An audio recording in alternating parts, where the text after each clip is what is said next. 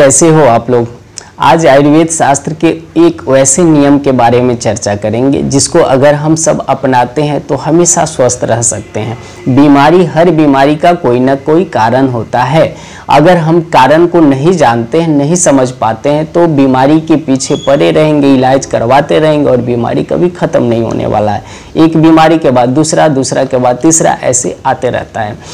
तो आज मैं बताऊंगा एक आयुर्वेद शास्त्र की बात है कि जब महर्षि चरक ने अपने शिष्यों से पूछा कि कौन सा व्यक्ति स्वस्थ है, कौन स्वस्थ रहने के लिए क्या करना चाहिए, तो उनके अन्य शिष्यों में से एक प्रबुद्ध शिष्य थे वाग्भट जी। उन्होंने बोला कि ये 3 उन्होंने नियम बताया। उसमें बताया कि ये भोजन जो हम करते हैं हितभुक, मितभुक और ऋतभुक होना चाहिए। हितभुक का मतलब हुआ कि आपकी शरीर के जो प्रकृति है उसके अनुसार आपको भोजन करना चाहिए। आयुर्वेद शास्त्र में 7 प्रकार की मनुष्य की प्रकृति बताया गया है, लेकिन मुख्य रूप से ये 3 होते हैं, वातज, पित्तज और कफज। हर किसी के शरीर में वात पित्त कफ हो रहता है जिसको त्रिदोष बोलते हैं, लेकिन इसके विषम होने से, कम या अधिक होने से हमको बीमारी होती है। वातज 80 प्रकार के, पित्त के 40 प्रकार के और कफ से संबंधित 20 प्रकार की बीमारियां होती है। तो जब भोजन करते हैं तो आप ये नहीं कि दूसरा तो वो खा के पचा देता है, वो डाइजेस्ट हो जाता है उसका, तो मैं भी क्यों नहीं खाऊं, ऐसा बिल्कुल नहीं होना चाहिए। क्योंकि मॉडर्न साइंस भी इस बात को मानता है कि हर आदमी का बेसल मेटाबॉलिक रेट अलग अलग होता है और उसी के अनुसार उसको डाइट अगर लेता है तो वो स्वस्थ रहता है।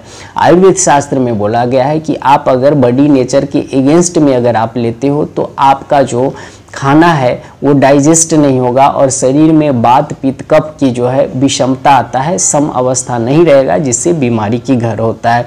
तो आप अपने शरीर के प्रकृति के अनुसार खाना डिसाइड करें खाना। अब दूसरा आता है मितभुक। मितभुक का मतलब कि आप खाना जो खाएंगे न्यूट्रिशन होना चाहिए। ये नहीं कि पेट भरने के लिए हम कुछ भी खा लें, ऐसा नहीं होना चाहिए। आप खाना प्राकृतिक ने इसलिए प्रदान किया है कि आप शरीर को वैसे चीज़ दो जो हमारा बॉडी को न्यूरिशमेंट होता है, जिससे हमको एनर्जी मिलता है। ये नहीं है कि ये डस्टबिन नहीं है, पेट की कुछ भी डाल लेते हैं।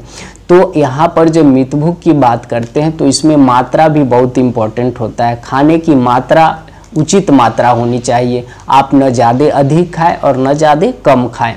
अगर आप अधिक खा लेते हैं, ओवरडोज करते हैं, तो वो भी प्रॉब्लम हो जाएगी। बहुत लोगों को तो मैंने ऐसा सुना है कि भूख नहीं है लेकिन चलो खा लेते हैं। ये बिल्कुल नहीं होनी चाहिए, यहीं से बीमारी शुरू होती है। आप खाना हमेशा लोग ओवरडोज कर लेते हैं, अधिक खा लेते हैं, ये बीमारी का भी कारण होता है। आपको खाना को 50% आपको पेट में खाने से भरना है और 25% आपको लिक्विड के लिए छोड़ना है और जो 25% बचा है वो आप हवा के लिए छोड़ने दीजिए, ताकि पेट में मथनी होगा तो अच्छा से डाइजेस्ट होगा।